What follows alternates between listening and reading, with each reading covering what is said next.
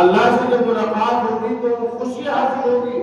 اور روزے کی برکت یہ ہے میرے محترم دوستوں اور بزرگوں کہ تمام اعمال کا بدلہ تو الگ سے ملے گا، لیکن اللہ تعالیٰ نے فرمایا روزے میرے لیے ہے اور اس کا بدلہ میں خود دوں گا. باقی بدلے فرشتوں کے ذریعے سے دلوائے جائیں گے، لیکن روزے کا بدلہ اللہ رب العزت خود عطا فرمائیں گے. الصوم لی وانا اجزی بہ، اس لیے فرمایا گیا من صام رمضان، جس نے رمضان کے روزے کی قدر جانی اور اس کو معلوم ہوا کہ رمضان کیا چیز ہے، تو ساری عمر یہ تمنا کرے گا کہ سارا سال ہی رمضان ہو جائے، یعنی سارا سال میں روزے ہی رکھتا رہوں. لیکن خوشخبری آپ کے لیے دوسری یہ ہے، اگر آپ نے 30 روزوں کے بعد میں اگر آپ نے 30 رکھے تو 30 روزوں کا ثواب، اور 29 رکھے تب بھی 30 روزوں کا ثواب. ثواب میں کوئی کمی اللہ تعالیٰ کے یہاں سے نہیں ہے. اور یہ قانون ضابطہ کہاں سے ملا ہے؟ یہ قانون ضابطہ مقرر ہوا ہے سفر معراج سے. 50 وقت کی نمازیں فرض کی گئی تھی، لیکن آخر میں 5 وقت کی نمازیں رہ گئی تھی.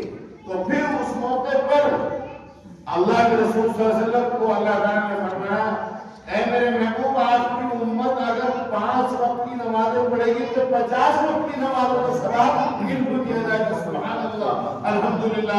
تو 29 روزے رکھے تب بھی 30 روزوں کا ثواب ہے میرے محترم دوستوں. اور اگر کوئی ان روزوں کے علاوہ شوال کے 6 روزے رکھتا ہے، وہ ایسا ہے جیسے زندگی پر روزے رکھتا رہا. اللہ اکبر. تو اب روزے رکھ لیے آپ کو ایک جسمانی قوت بھی حاصل ہو گئی، روحانی قوت بھی حاصل ہو گئی، اور روزوں کے فائدوں کا آپ کو علم بھی ہو گیا. بڑے بڑے غیر مسلموں نے یہ کہا ہے روزہ رکھنے سے خون درست ہوتا ہے، بدن کی تمام کمزوریاں دور ہوتی ہیں. تو آپ نیت کر لیجیے شوال کے بھی 6 روزے انشاءاللہ ہمیں رکھنے ہیں. اور اس کو اگر گڑا کریں گے نا 30 یا 29 اور پھر 6 روزے، تو اس کو 10 سے گڑا کریں گے تو 360 ہوتے ہیں، یعنی 360 دن ہوتے ہیں. تو 360 دن تک ہی روزے رکھتا رہا، یعنی زندگی بھر یہ روزے رکھتا رہا. کانا الصیام الدہر، مسلم شریف کی روایت میں آیا ہے، مسلم شریف کی روایت ہے. اس لیے جو عاشق رسول ہے، جو صحابہ کے نقش قدم پہ چلنا چاہتا ہے، جو اولیاء اللہ کے نقش قدم پہ چلنا چاہتا ہے، میں ان سے گزارش کروں گا کہ آپ 6 روزے بھی رکھنے کی نیت کیجیے، 6 روزے بھی رکھیے. اور سن لیجیے صدقہ فطر امام ابو حنیفہ رحمۃ اللہ علیہ کے نزدیک جب یہ سورج طلوع ہوتا ہے واجب ہوتا ہے، لیکن اس کی ادائیگی رمضان سے پہلے بھی ہو سکتی ہے اور رمضان کے بعد بھی ہو سکتی ہے، عید الفطر کے بعد بھی ہو سکتی ہے.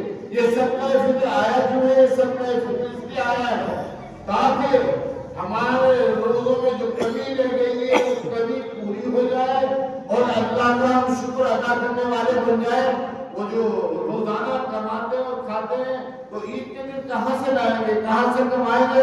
ان کے لیے عید کا سامان ہو جائے ہماری طرف سے، وہ کپڑے بنا لیں، ان کے گھروں میں چولہے جل جائے.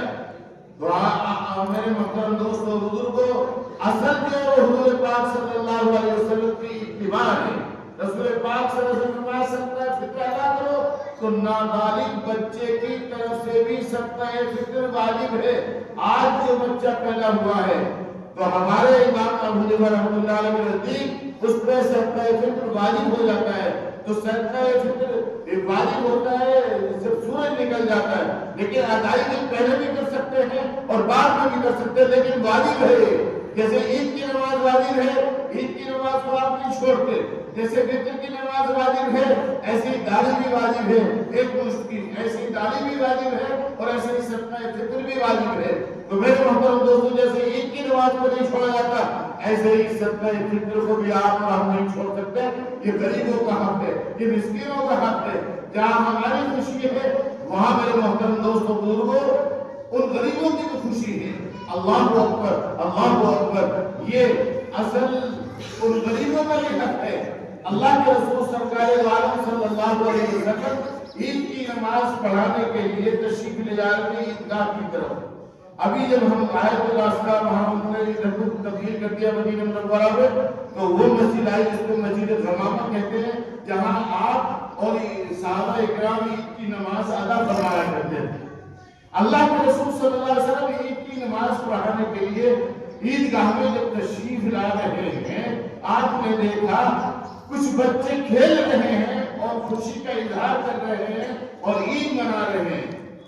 وہ اپنی خوشیوں کا جیسے ایک انداز ہوتا تھا وہ خوشیاں منا رہے تھے عید کی.